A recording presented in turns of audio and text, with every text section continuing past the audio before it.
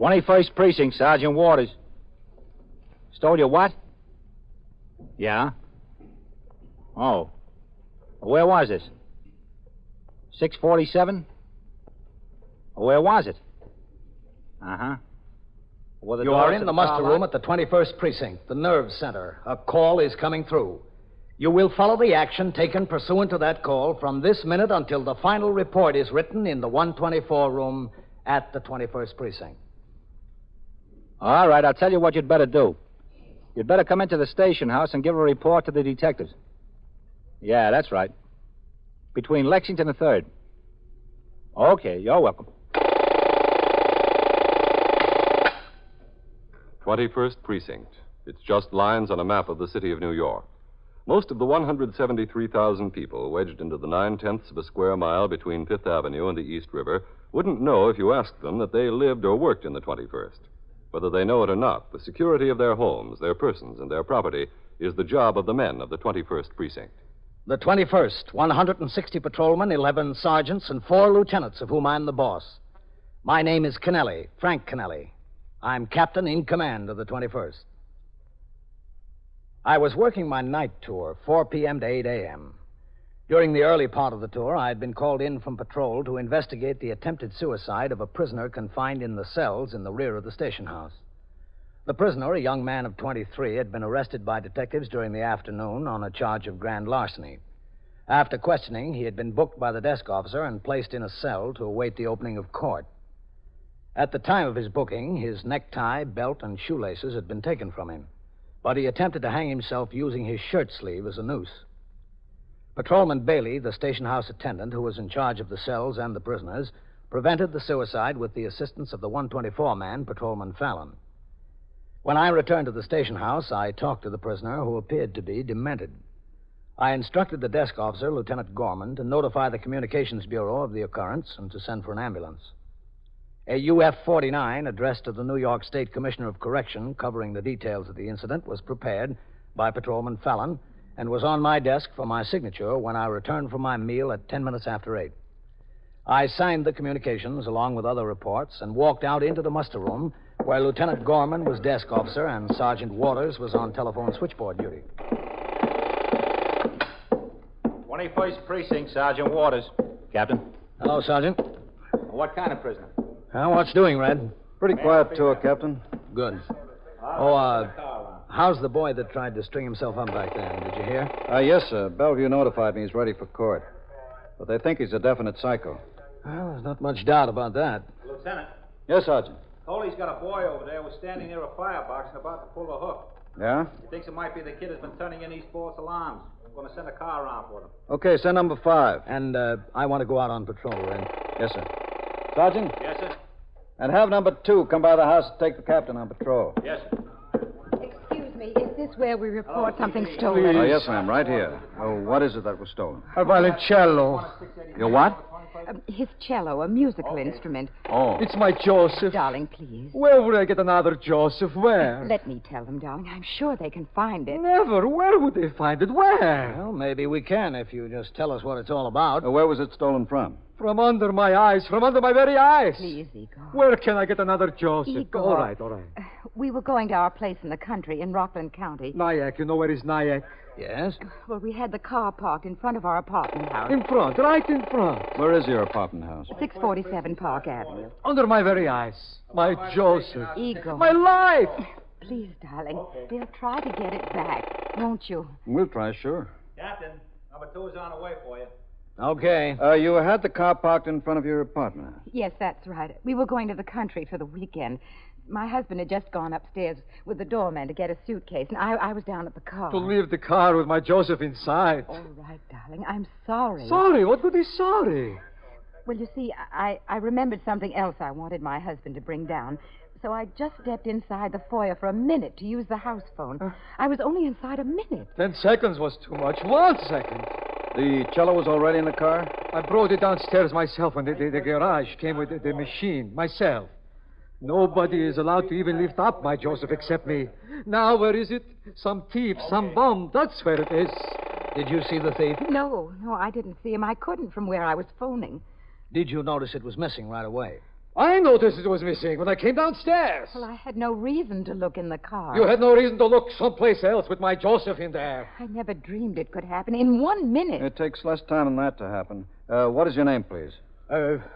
We are Mr. and Mrs. Rudgvik. Rudgvik. Your first name? Igor, I am. She is Irene. 647 Park Avenue. Yes. Aren't you the virtuoso who'll be soloist with the Philharmonic next Monday night at Carnegie Hall? In the main auditorium. Not without my Joseph. Darling, you can use the Amati. My Joseph or nothing. Or nothing. What is Joseph? A nickname for the cello or something? A nickname? It's a Joseph. Joseph is an instrument made by Giuseppe Guarnerius. I thought that was just what he called it. Giuseppe, Joseph, Guarnerius. It was made in Cremona in 1759. Like a Stradivarius, you mean? What, like a Stradivarius? There is no comparison, none. A Stradivarius is a tone sweet, sugary. A Joseph is robust, full, no comparison. A cello isn't that great big one, is it? That's a double bass. A double bass is not for a virtuoso. A double bass plays the boom, boom, boom in the full orchestra. Oh. A cello is this high, 48 inches. You can identify the instrument if it's recovered, can't you? Of course. How many Josephs are there? And how many in this country? But your particular one. I can identify it. Was it in a case? Naturally. I don't take it in the machine naked. It's in a case, a dark brown case. His initials are on it, IR. How valuable is this instrument? Very valuable. How much is it worth? Priceless, extremely priceless. How much did you pay for it? I paid nothing for it. He inherited it from his father. His father was a virtuoso before him. All over Europe. Well, how much would it be worth in today's market? It is impossible to say. There is no today's market because there has been no Joseph sold for years. For many years, they are unique. Do you have it insured? Is it insured? Yes, it's insured. For how much? $20,000. For one cello? Oh, the money is nothing. I don't want the money. I can get money. But where can I get another Joseph? I want my Joseph. Do you think you can find it? Never. It's gone. Well, we'll try. You better send them up to the detectives, Lieutenant. The detectives? Yes, they'll make an investigation and try to locate it. Captain, the car's here. Okay. Oh, thank you so much. That's all right. We'll see what we can do. Captain, what is it? Kennelly. Kennelly. Yes. The lieutenant will send you upstairs, and the detectives will handle the case. I'm going to roll, Red. Yes, sir. Oh, you go through that door and up the stairs. I'll see you, Sergeant. Yes, sir. Through that door there. That's right.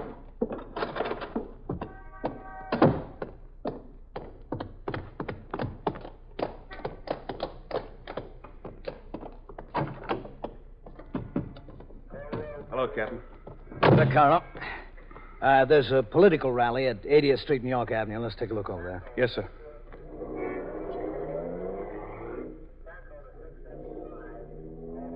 Well, who do you think it's going to be this year, Captain? In what? Republicans or Democrats? Oh, Who do you think? I wouldn't know. The press keeps harping on the fact that registration is way down from the last off-year election. It's supposed to be some sort of indication. Oh? Which way? Well, that's something the experts couldn't make up their minds about. Some say one way, some say the other. Well, I guess it depends which side the expert is pulling for. Yes, sir, I guess it does. Yeah, but it's a hard one to figure, though. You take things like what happened in Maine, and the president with his personal appeal, and scandal here and there, and kennel dogs. You roll them up, and what do you got? What? Beats me. Well, I wouldn't worry about it, Vaccaro. It'll all be solved for you the morning after election. Yes, sir, I guess it will. Oh, you want to go up first to York, Captain? Either way. Yes, sir.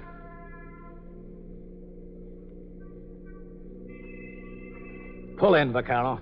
Yes, sir. What's the matter? Oh, I want to take a look at that man sleeping on the steps back there. He looks like a bum, Captain. A rummy. Yes, sir, he is a bum. Boy, these guys will crawl in any place. What's that he's got with him there? Oh, come on, this guy isn't any working musician. No, I don't think so. All right, come on, mister. You'll have to do your sleeping at home. Come on. Would you? Oh, boy, this guy is blotto, Captain. All right, come on, Dad. Let's put the show on the road, huh? Watch out for that thing, Vaccaro. Yes, sir. What's in there? Cello or something? Yeah, a cello. All right, listen, Pops. You'll have to go someplace with room service now. Come on, huh? Little action here. Let's go. Yeah, we'll go. Yeah. Look, Pop, you'll have to do better than that. What's he doing with the cello, Captain? Where'd he get it? I've got a good idea with those initials. All right, come on, Dad. Right. Hey, come around the corner, huh? They're on the house there. I knew that'd get a rise out of him. What's the matter? Somebody hurt here? All right, you'd better move on, folks. It's just a man drunk. You like that? Spectacle of them. Come on, Dad. Sit up. Sit up. Come on. He's going to need more convincing than that, Captain. Let's get that cello out of the way. I don't want it damaged. No, Yes, yes, sir. Watch it. Be careful. Yes, sir, I will. Now, look, Dad, huh? Fun's fun. Let's sit up, huh? Yeah, it's all fun. Hold him up there. I've got this side. All right, come on, Dad. Party's over. Oh, this bum is really polluted. Where'd you get it, Dad? Where'd I get what? All right. Sit up there now. The cello. Where'd you get the cello? What cello? That cello right there. In Milano. In Milano, a long time ago. Oh, Dad, come off it, will you? You've never been to Milano. No, I've been again. You've been a lot of places, huh, Pop? Most any place you could name. Rikers Island included? Rikers Island included. And Bellevue. You lifted that cello out of a car on Park Avenue, didn't you? No, Hold him up. Come on, Dad. Sit up. Hold him. All right, come on, Dad. No. Well, this old bird sure knows when to lose consciousness, don't he? Come on, Dad. On your feet. All right, come on, on now. the feet. Come on. On the feet. Hold him. Watch it now, please. Watch it. All right. All right. All right. Where are we going? Would you mind telling me where we were going? To the station house, Dad. Oh. Well, don't forget the cello. We won't. You are listening to 21st Precinct, a factual account of the way police work in the world's largest city. If you were to sit down and list some of the rights and freedoms that you have, you'd probably list the big things like freedom of speech, freedom of the press, freedom of religion, and others. Well, those are mighty important. But what about the little things? Things you don't think about much because you pretty well accept them as a matter of course, like choosing the business or profession you want to go into. You know, in some countries, you work at the job assigned to you with no free choice at all. Or like getting as much education as you can in schools that are open to all. In some countries, education is only for the privileged few.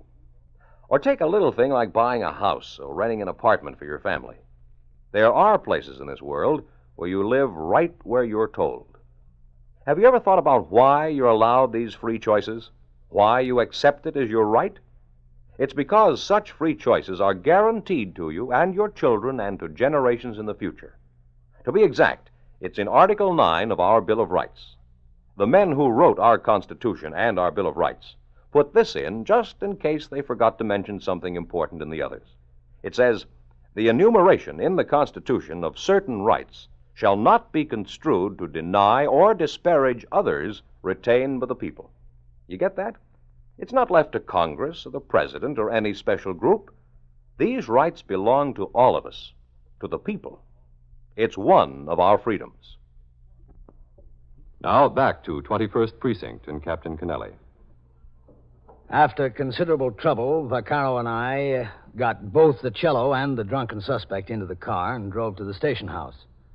As soon as we arrived, the suspect passed out cold and was stretched out on a bench in the detective squad office.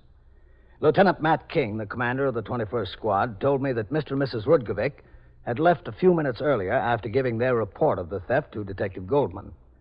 They said they were going to a restaurant to have dinner, and they had promised Lieutenant King they would check by telephone before driving to the country. We took the instrument out of the case and carefully examined it. There was no visible damage. I returned to the muster room and instructed the desk officer to send for another car to take me on patrol. I visited the political rally I had started for earlier. The crowd was small, and there appeared to be no police problem. I made 2 or 3 other stops on precinct business before I returned to the station house at 10:35 p.m. 21st Precinct, Sergeant Waters. All right. Bring Hello, him when you Ren. get back on Captain? your post. Oh, did that Mr. Rudkovic come by the house? No, sir, not yet. Sergeant, get me Lieutenant King on here, will you? Yes, sir.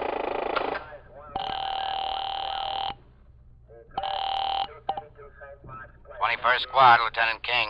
This is Captain Kennelly, Matt. Did you hear from Mr. Rudkovic? No, sir, not yet. But that stew bum has come around. I'm just beginning to talk to him. All right, I'll be right upstairs. Yes, sir. I'm going upstairs to the detectives. Yes, sir. Did you get a look at that cello, Captain? I did, yeah. Does it look like $20,000? Not to me. To me either. I'd rather have the cash. I'll be upstairs. Yes, sir. 21st Precinct, Sergeant Waters. Now, wait a minute, not so fast. Where is this you're talking about? Hello, Meister. Farrell. Well, Skipper. Farrell, Yes, sir. what tour are you working? 12 to 8, Captain. We came in early to talk to some of the fellas on PVA business. Oh, okay.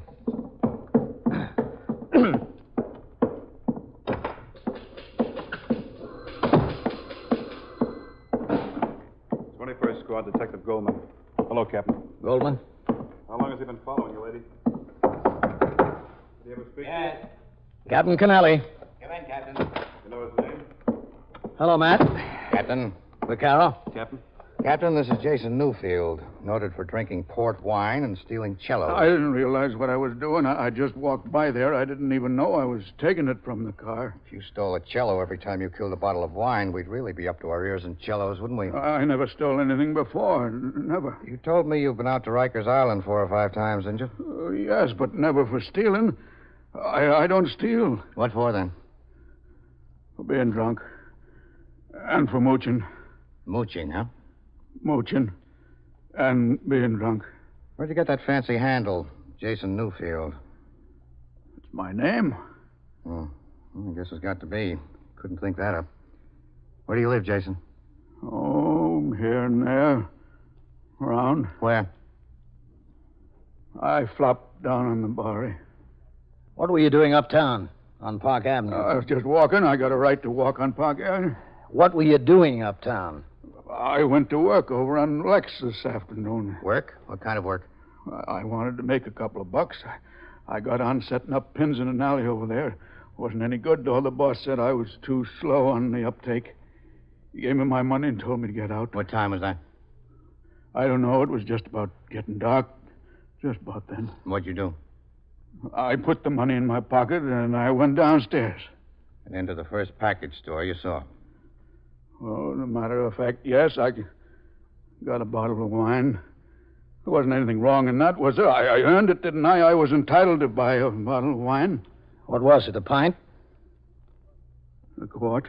You went over to Park Avenue. Well, I went walking. You know, I swigged a little bit and I walked some. That's the way I like to drink. Swig and walk a little bit. And you walked right up to this car and stole a $20,000 cello. $20,000? Is it what it's worth? That's what the man said. $20,000? I didn't know that. I didn't mean to steal it. I never stole anything before, never. Well, you started big. I had no intention of taking anything like that. I didn't. Maybe you weren't looking for a cello. But you had your eye on something, Jay. No, I was leaning against the building there. I was taking the last swig out of the bottle, and I saw this lady and this man come out of the house. He was carrying this cello, and they walked to the car, and he put it in.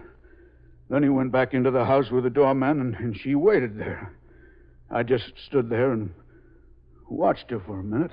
Jay, now you can be interested in either wine or the ladies, not both. I was interested in the cello. I thought you had no intention of stealing it. Well, I didn't. I was just interested in it. You weren't interested in the cello, just how much you could get for it in hock. Well, the cello is my instrument. Oh, is it? Well, didn't I tell you? No. Must have forgotten to mention it. Oh, yes. I was with the Hamburg Symphony. Yeah? I was the only American ever to study under the great... The great who? Pentek. Pentek in Budapest. The only The American. only American student he ever took. I was a young man. I was in Hamburg with a symphony. I was just a nobody in the cello section. Nobody. He came to be the soloist for a concert. The great Pentek. Huh?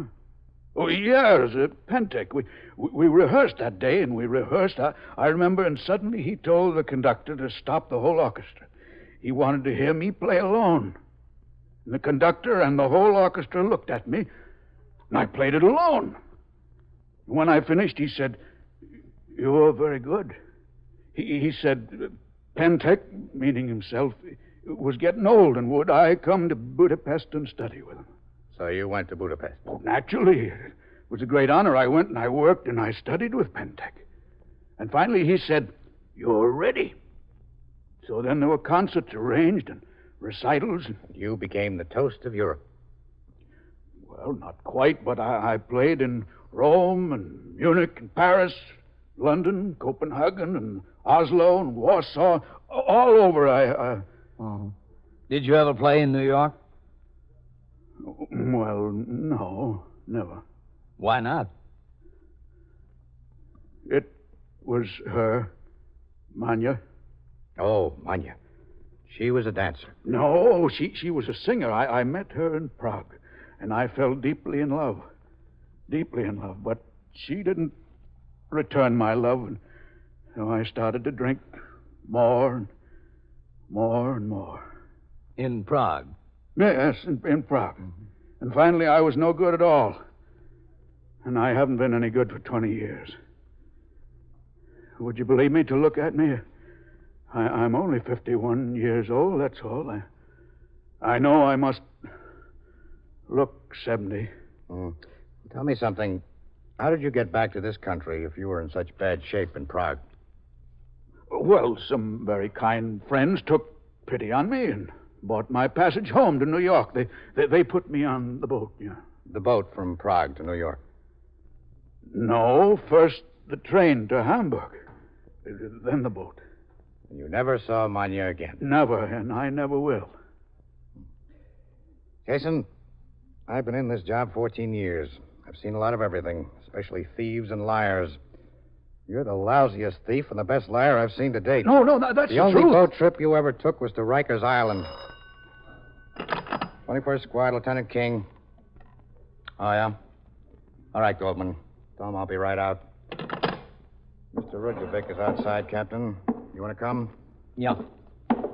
Oh, just a second, Matt. Jason, did you ever hear of Mr. Igor Rudkovic? Who? Igor Rudkovic. No. A great virtuoso. You stole his cello. Oh, him? Yeah, I've heard of him, but, well, I haven't been keeping track of things lately. I guess you haven't. I've been kind of out of touch with the musical world. You sure have.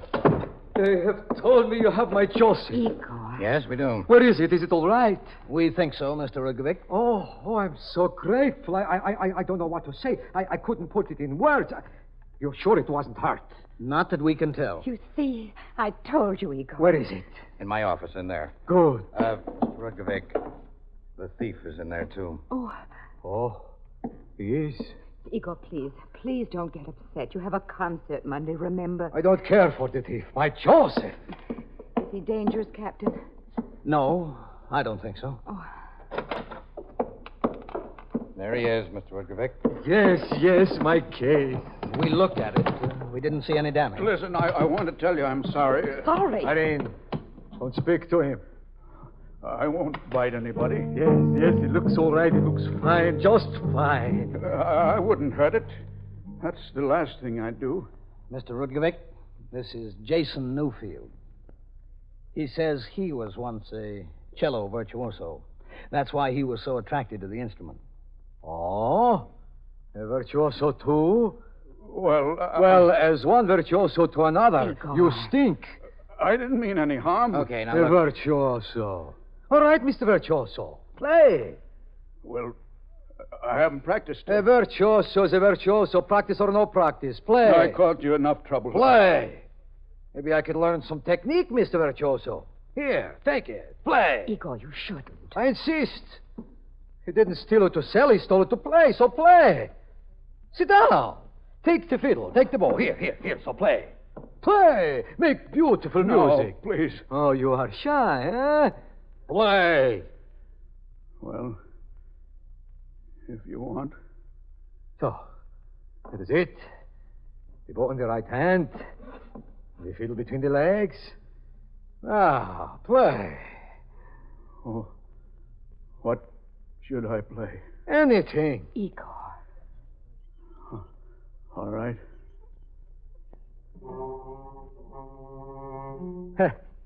Some virtuoso, huh?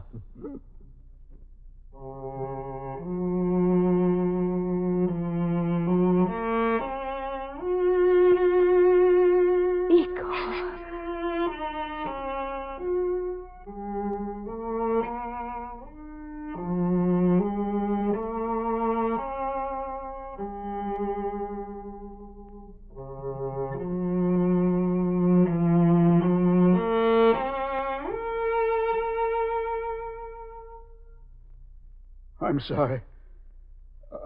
I didn't remember all the notes. It's been a very long time.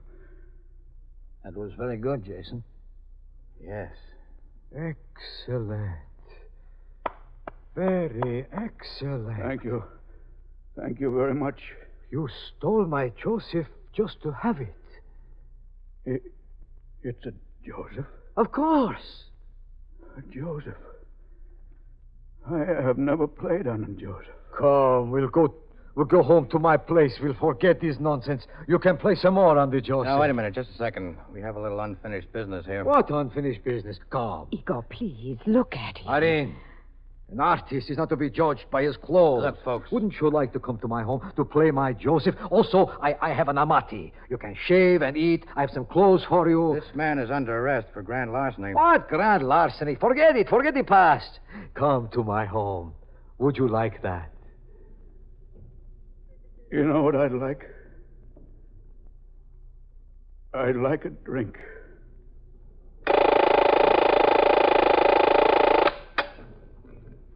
21st Precinct, Sergeant Waters.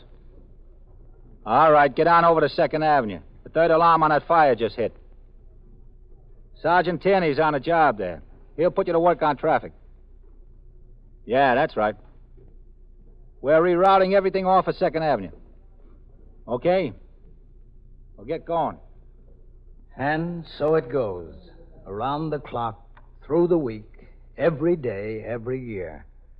A police precinct in the city of New York is a flesh and blood merry-go-round. Anyone can catch the brass ring, or the brass ring can catch anyone. 21st Precinct, a factual account of the way the police work in the world's largest city, is presented with the official cooperation of the Patrolmen's Benevolent Association, an organization of more than 20,000 members of the Police Department, City of New York. Everett Sloan in the role of Captain Kennelly, Ken Lynch as Lieutenant King, Harold Stone as Sergeant Waters. Featured in tonight's cast were Ethel Everett, Santos Ortega, George Petrie, Frank Marth, and Bill Smith. Written and directed by Stanley Niss. Produced for CBS Radio by John Ives. Art Hanna speaking. This is the United States Armed Forces Radio and Television Service.